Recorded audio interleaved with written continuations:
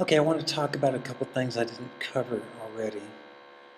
And the first one is this little lean dip right here. That's caused by the needle kicking in late. Okay, this right here is the millimeters.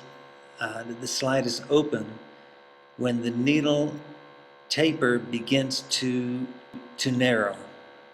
So it's where the taper begins. Okay. So let's see what happens when I change this 1 millimeter. Okay.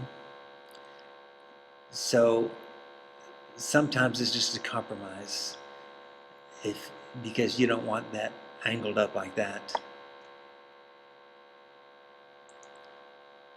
And usually up to about 0.9, you don't even feel it. You go through, this is 1/2 throttle right here. On a little bike, when you're riding, you're never below 1/2 throttle. It just, unless you come to a stop and you pull the clutch in, you're letting it idle. Okay, and you blow through that first 1/2 so fast when you open the throttle up.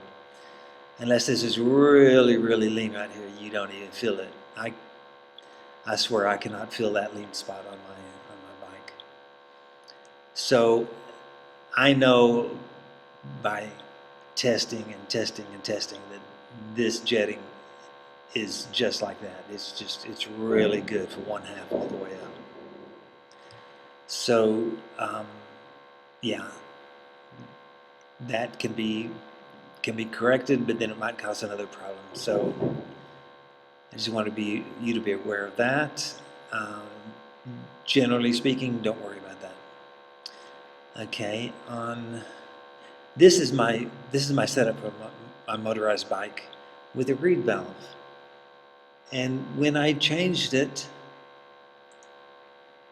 to piston port, I had to use a leaner needle because this was bulging up right here. I know by testing that it's right on, but this right on here, it is artificially induced in this graph. Let me show you why. When I select N for no, that means we're not going to control the height of the beginning of the ideal graph. So the program itself is selecting the beginning of that graph. And by doing that, it shows that it's rich. Anything above 1.03 is something you can feel as being too rich. If I'm just going to ride along a flat street and leave it at 1/2 throttle, I'll be able to hear the inconsistency of the exhaust note. Okay, it'll be like a little bit irregular, a little bit sputtering, but it's not. So when you know that the graph is not right, if you follow my instructions on how to know where the jetting is, and you do it by setting the throttle at these different positions. You mark the throttle, you set it at those different positions, and you find a flat road and you just go along at that throttle setting. It sounds good, it sounds normal. Okay, now crack the throttle open. If it wants to bog when you do that, I don't care that it sounded normal, it's too lean. Okay, if it doesn't sound normal and it's a little bit irregular, it's too rich. That's how you know. Okay, we're not talking about a wide open throttle test here. We're talking about testing along different points along your throttle range. So I did that on mine, and I know it was not rich there.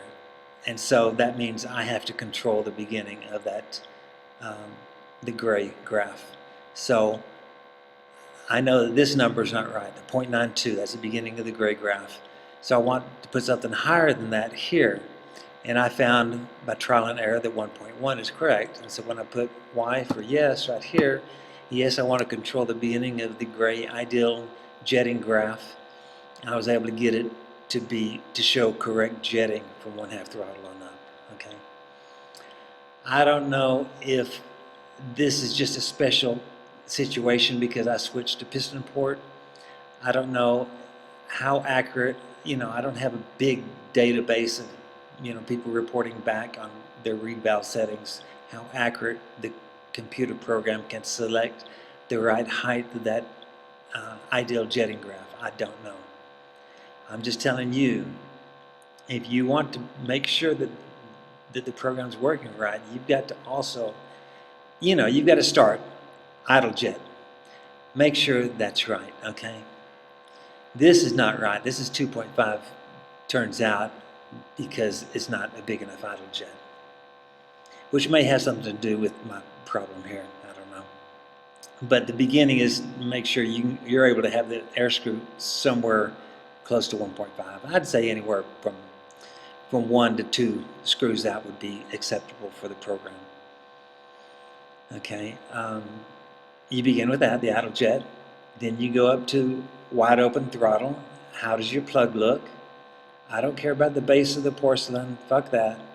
Just a general look of the plug. That's all I care about. It has to be a medium color. Super ideal is a chocolate brown, okay? But it also depends on what kind of oil you're using and what oil ratio. But no matter what oil you're using, what oil ratio, it will give you a medium color if that jetting is correct, okay?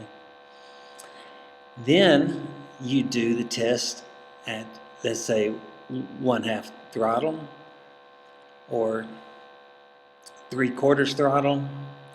Yeah, those two settings would be good. And just take note.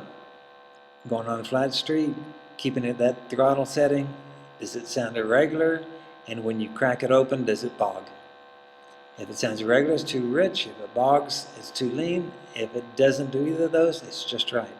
So then you'll have a set point to know how to judge this by, okay? And then, in this case, I've corrected the beginning of that graph, and it's showing what I'm feeling, that it's really, really jetted right on.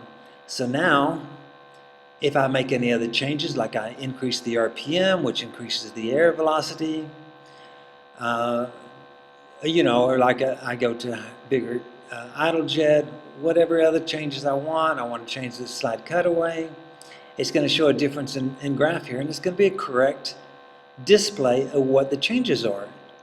And so once I get the idle jetting right, the main jet right, and make sure that the beginning of the gray graph is correct by doing the 1/2 throttle and 3/4 throttle test, then I have a set point by which I can judge any other change that I make virtually right here, okay?